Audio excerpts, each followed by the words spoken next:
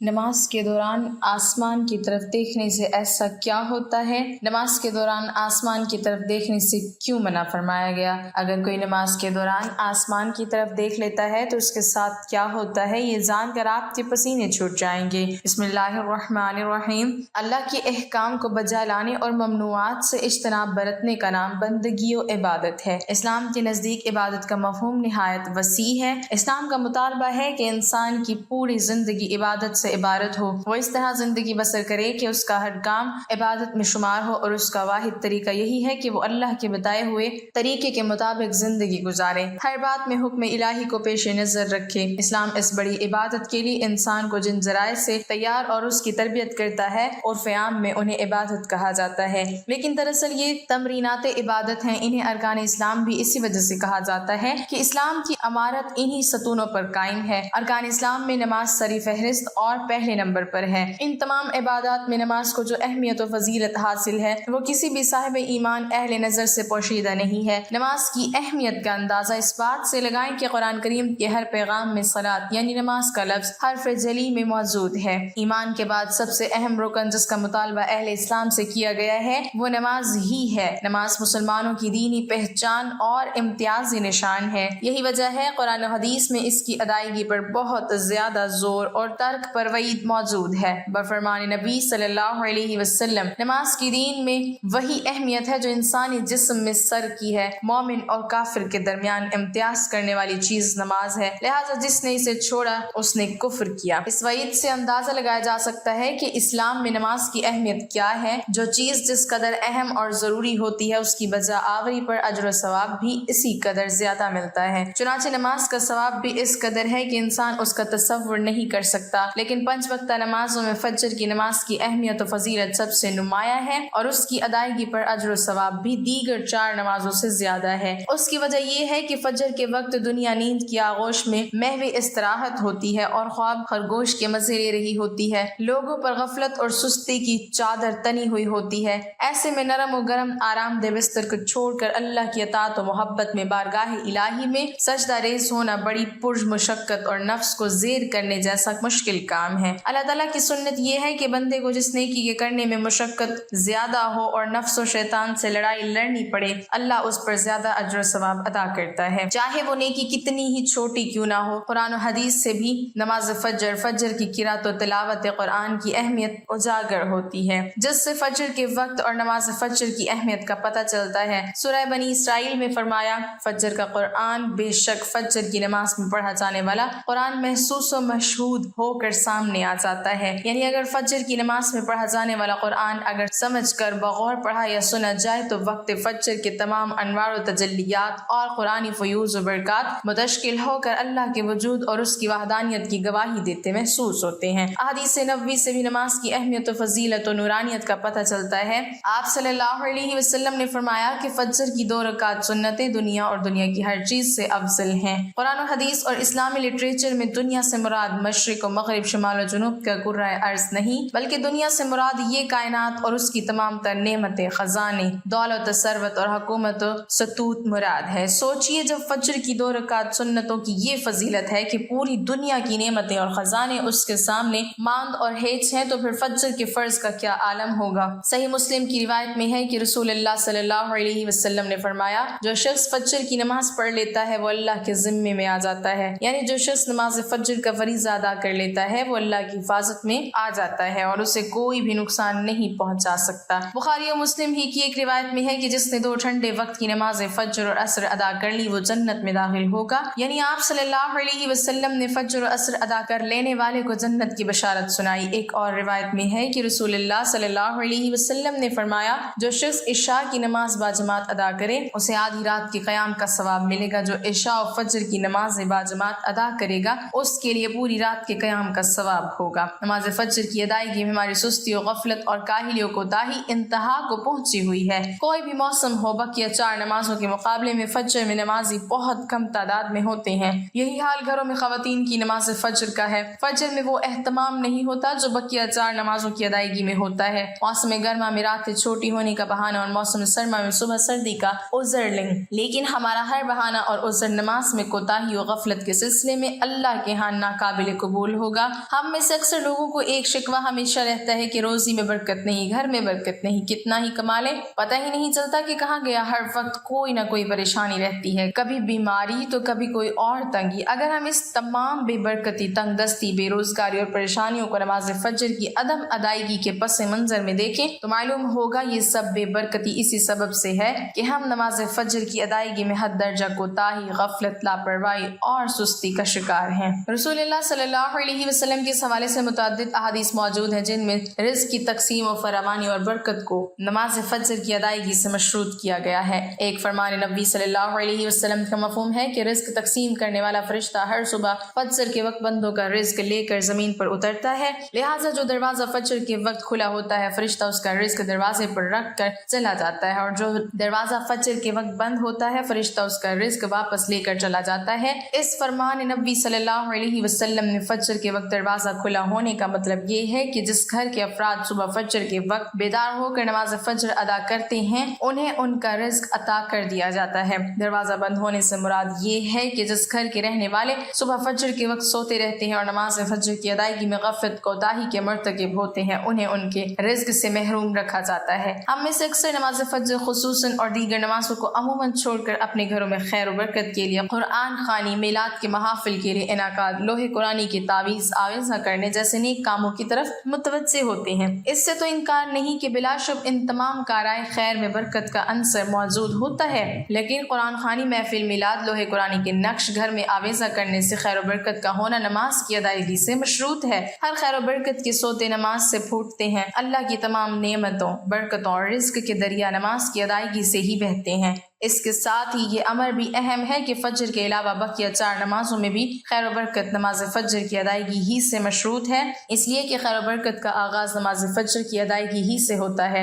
یاد رکھیے نماز فجر کی کوتاہی اور غفلت اور نماز نہ پڑھنا گھر کی نحوست کی علامت کا آغاز ہے۔ رسول اللہ صلی اللہ علیہ وسلم نے ایسے مسلمان کو خبیث اور منافق قرار دیا۔ آپ صلی اللہ علیہ وسلم نے فرمایا کہ ایسے شخص کو میرا دل چاہتا ہے آگ لگا کر جلا دوں۔ ناظرین، سائنس بھی حضرت محمد صلی اللہ علیہ وسلم کا پتہ پوچھ رہی ہے۔ آپ صلی اللہ علیہ وسلم نے بیت الخلاء میں تھوکنے سے کیوں منع فرمایا؟ آج کی جدید سائنسی تحقیق نے فرمان نبی صلی اللہ علیہ وسلم کی حقانیت کو ثابت کر دیا ہے۔ ناظرین، آپ صلی اللہ علیہ وسلم نے فرمایا فجر، اشراق، عصر، مغرب اور عشاء کے دوران سونے سے باز رہا کرو۔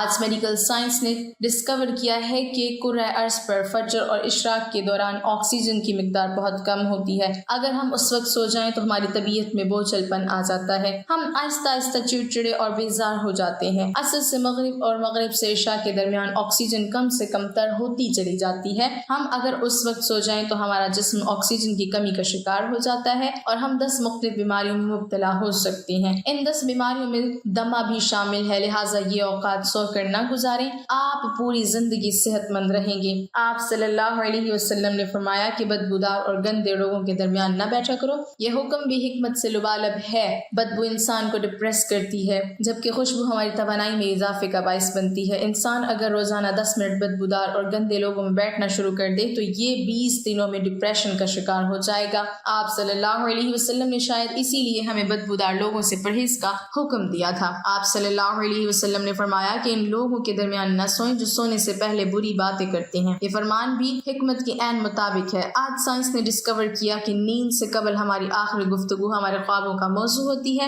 اور یہ خواب ہمارے اگلے دن کا موڈ طے کرتے ہیں۔ اگر ہم برا سن کر سوئیں گے تو ہمیں برے خواب دکھیں گے اور ہمارے برے خواب ہمارے آنے والے دن کا موڈ بن جائیں گے۔ ہم خوابوں کے طے کردہ موڈ کے مطابق دن گزارتے ہیں، چنانچہ نیند سے قبل ہماری آخری محفل اچھی ہونی چاہیے تو ہی ہمارا اگلا دن اچھا گزرے گا۔ آپ صلی اللہ علیہ وسلم نے فرمایا کہ بائیں ہاتھ سے نہ کھاؤ۔ یہ فرمان بھی عین سائنس کے مطابق ہے۔ ہمارے دماغ کے بائیں اور دائیں حصے مثبت اور منفی ہوتے ہیں، یعنی جب ہم دائیں ہاتھ سے کھاتے ہیں تو ہماری سوچ مثبت ہوتی ہے اور جب ہم اپنے بدن کو بائیں ہاتھ سے کھلاتے ہیں تو ہماری منفی سوچ طاقتور ہوتی چلی جاتی ہے۔ آپ مشاہدہ کر لیں، آپ کو بائیں ہاتھ سے کھانے والے اکثر لوگ منفی ملیں گے۔ یہ ہمیشہ آپ کو شک و شکایت، غیبت اور دوسروں کو نقصان پہنچاتے نظر آئیں گے۔ آپ صلی اللہ علیہ وسلم نے فرمایا کہ منہ سے کھانا نکال کر نہ کھاؤ۔ تحقیق سے اس فرمان کی بھی حکمت سامنے آتی ہے۔ ہمارے منہ میں 10 کروڑ سے 1 ارب تک بیکٹیریاز موجود ہوتے ہیں۔ یہ بیکٹیریا مہلک جراثیم بن جاتے ہیں۔ یہ جراثیم ہمارے کھانے میں مل جاتے ہیں۔ یہ کھانا جب معدے میں جاتا ہے تو معدے کی غدود ان جراثیم کو مار دیتے ہیں اور یہ ختم ہو جاتے ہیں، لیکن جب ہم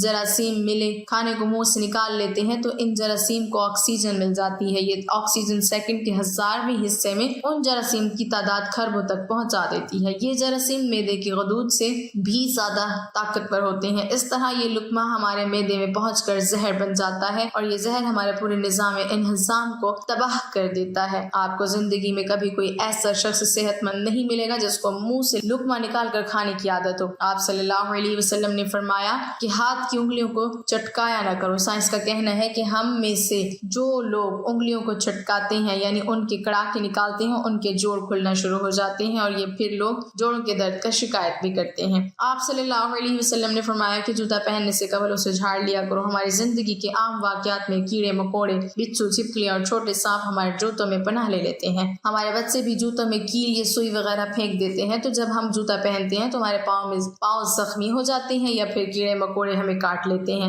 لہٰذا جوتا پہننے سے قبل اسے جھاڑ لینا چاہیے۔ آپ صلی اللہ علیہ وسلم نے فرمایا کہ نماز کے دوران آسمان کی طرف نہ دیکھو۔ یہ فرمان بھی درست ہے۔ آسمان میں ایک وسعت ہے، یہ وسعت ہمیشہ ہماری توجہ کھینچ لیتی ہے۔ ہم جب بھی آسمان کی طرف دیکھتے ہیں تو ہماری توجہ بڑھ جاتی ہے، ہمیں توجہ واپس لانے میں ٹھیک ٹھاک وقت لگتا ہے، جبکہ نماز کے لیے یکسوئی درکار ہوتی ہے۔ ہم جب نماز کے دوران آسمان کی طرف دیکھتے ہیں تو ہم سجدے اور رکوع بھول جاتے ہیں۔ یہ فارمولہ تخلیقی کاموں کے لیے بھی اہم ہے۔ اگر کوئی لکھاری لکھتے ہوئے مصور تصویر بناتے ہوئے آسمان کی طرف دیکھے تو ان کا تسلسل ٹوٹ جاتا ہے، یہ اپنا کام مکمل نہیں کر پاتے۔ شاید یہی وجہ ہے کہ دنیا کا زیادہ تر تخلیقی کام بند کمروں میں مکمل ہوا۔ انبیاء، اولیاء اور بزرگان دین نے بھی بند جگہوں پر اللہ سے لو لگائی۔ آپ صلی اللہ علیہ وسلم نے فرمایا کہ رفع حاجت کی جگہ مطلب ٹوائلٹ میں مت تھوکو۔ یہ حکم اپنے اندر دو حکمتیں رکھتا ہے۔ بیت الخلاء میں تھوکنے سے بعد میں آنے والوں کو بھی تکلیف ہوتی ہے، اور دوسرا ٹوائلٹس میں لاکھوں قسم کے جراثیم ہوتے ہیں۔ جب ہم تھوکنے کے لیے منہ کھولتے ہیں تو یہ جراثیم ہمارے منہ میں پہنچ جاتے ہیں اور پھر یہ ہمارے لعاب میں یعنی تھوک میں پرورش پاتے ہیں اور یہ معدے اور پھیپھڑوں میں پہنچتے ہیں اور پھر یہ ہمیں بیمار کر دیتے ہیں۔ آپ کو یہ جان کر حیرانی ہوگی کہ ہماری ناک جراثیموں کو پھیپھڑوں تک نہیں جانے دیتی۔ ہماری ناک سے صرف کیمیکل جسم میں داخل ہوتے ہیں، جراثیم زیادہ تر منہ سے بدن میں اترتے ہیں اور ان کا بدن میں داخل ہونے کا سب سے بڑا ذریعہ بیت الخلاء یعنی